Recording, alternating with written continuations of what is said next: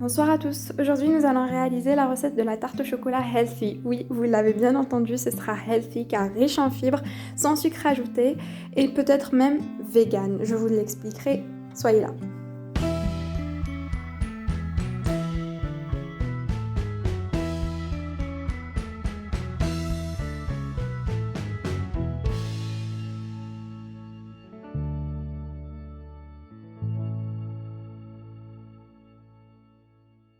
Commençons par la présentation des ingrédients du fond de tarte.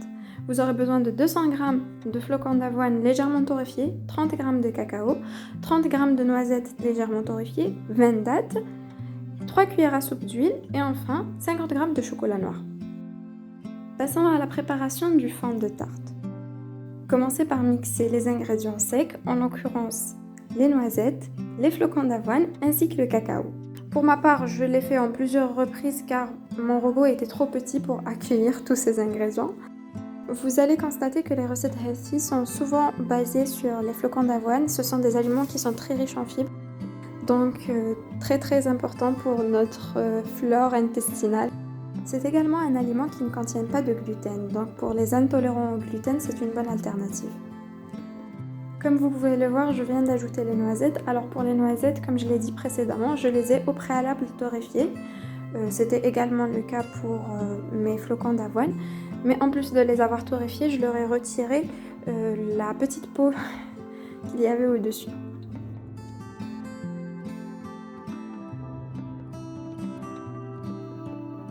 J'ai ajouté le cacao et je mixe encore une fois.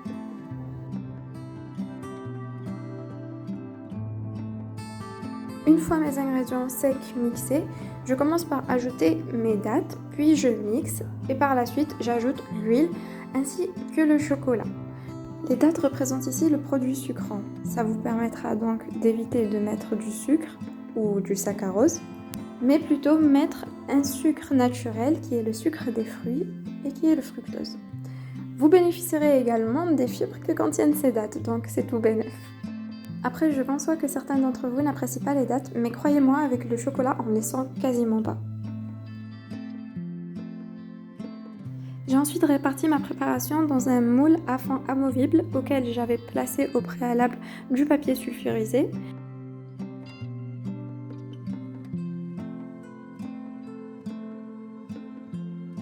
Puis à l'aide d'un verre, j'ai commencé par former les bords. Donc, petite astuce, commencez par les bords pour avoir des bords assez régulier, puis par la suite continuer par faire le milieu. De préférence, il faut faire en sorte d'avoir un fond de tarte suffisamment compact. Même si ça s'effrite un petit peu, dites-vous que de toute façon vous allez ajouter votre crème qui va faire en sorte que le tout se tienne ensemble. Mais néanmoins, essayez quand même de faire en sorte que ça soit le plus compact possible.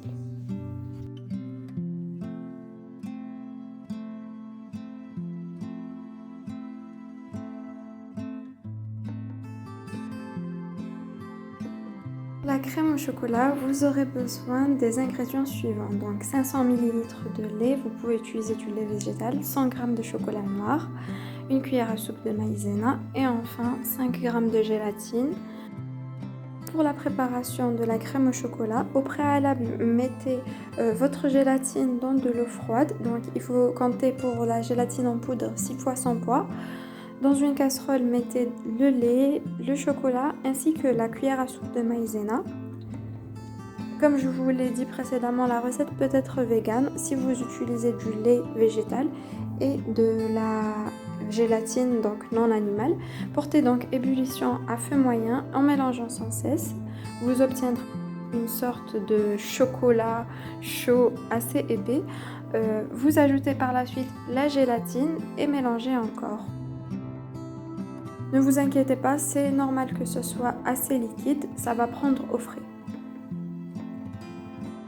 Versez ensuite la crème dans votre fond de tarte.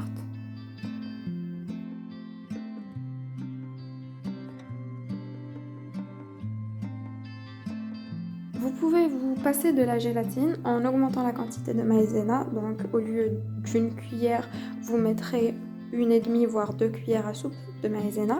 Dans ce cas-là, votre crème sera plus épaisse dès le début, mais le petit inconvénient, c'est que généralement cette crème, ça s'échaufferait. Donc voilà pourquoi je préfère utiliser de la gélatine. Puis mettre donc au frais pendant au moins 4 heures pour que cette gélatine prenne. Après 4 heures, vous pouvez procéder au montage. Pour ma part, j'ai utilisé des fraises car je trouvais que ça se mariait super bien, les fraises ainsi que le chocolat. Vous pouvez utiliser également de la banane. Voilà, je crois qu'on aura fait le tour pour cette recette. J'espère qu'elle vous aura plu, qu'elle était suffisamment détaillée. N'hésitez pas à me dire en commentaire s'il y a des choses à modifier ou d'autres recettes qui vous intéresseraient. N'hésitez pas également à vous abonner si ce genre de contenu vous intéresse, d'activer la cloche pour être informé de toutes les recettes et toutes les nouvelles vidéos. Et enfin, si vous ne me suivez pas encore sur Instagram, je vous invite à le faire, j'y suis beaucoup plus active.